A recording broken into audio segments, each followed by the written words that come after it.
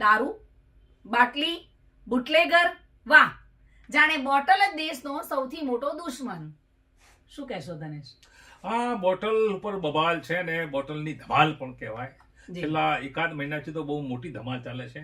ક્યાંક એવું હોય છે રીના કે જ્યારે કોઈ રાજકારણી મુદ્દો ઉછાળતા હોય છે તો ટેમ્પો નથી મળતો, તો ભીડ નથી ભેગી થતી હોતી.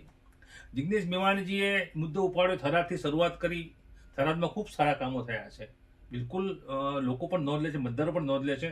શંકરભાઈ ચૌધરી અધ્યક્ષ છે, બનાડીના ચેરમેન છે, મોટું માથું છે સરકારી માળખામાં, અને તેઓ માને છે કે થરાદ મારું ક્ષેત્ર છે, મારે કામ કરવાનું છે. જી. તો તે કરી રહ્યા છે. જિલ્લામાં સૌથી વધારે કામો થરાદમાં થાય છે. એ જ થરાદમાં એક વિસ્તારમાં નાનકડા એક વિસ્તાર છે, ત્યાં કેટલાક લોકોની ફરિયાદ હશે. આપણે એવું નથી કહેતા દારૂ નહીં વેચાતો હોય, ડ્રગ્સની કોઈક વાતો હતી, જે વાતો હોય કાયદાની પરિભાષામાં જે પણ હોય, તો એટલો મોટો ત્યાં ઉબાળો છે.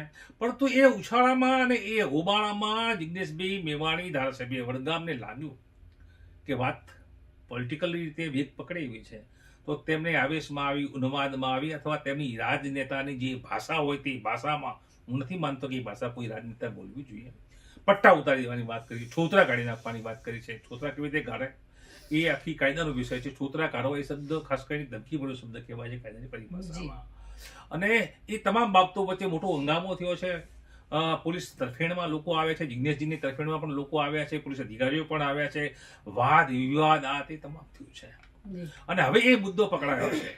હવે એ મુદ્દો જ્યારે જ્યારે ત્યાં પણ રાજનેતા કોંગ્રેસના જતા હોય છે, ખાસ કરીને જિગ્નેશ મેવાણી આ મુદ્દાને વધારે ગંભીરતાથી ઉછાળે છે. તો એ ઉછાળે છે, તેમનું કામ છે. જો કે ભાષાકીય શુદ્ધિ, વાણી વિલાસ અને જે પણ શબ્દો લોકો કહેતા હોય છે તેમાં પણ શિખામણ આપવાનો પત્રકારોને હક નથી હોતો. તો જે લોકો સમયથી વાતો આવતી એ વાતો પ્રમાણે હું કહું છું કે લોકો મોટાભાગના માને છે કે આ ભાષા થોડી અભદ્ર છે.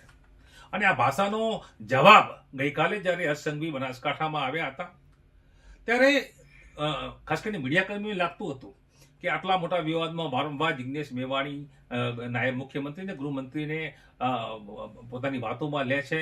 વારંવાર તેઓ 8 ભણેલા અને લાઇબ્રેરી કેવી રીતે ચલાવી, શું કેવી રીતે લોકોને ભણાવશે, અથવા એ ઘણી બધી વાતો કરતા હોય છે. તો એ ગુજરાતના મુખ્યમંત્રી સન્માનિત છે.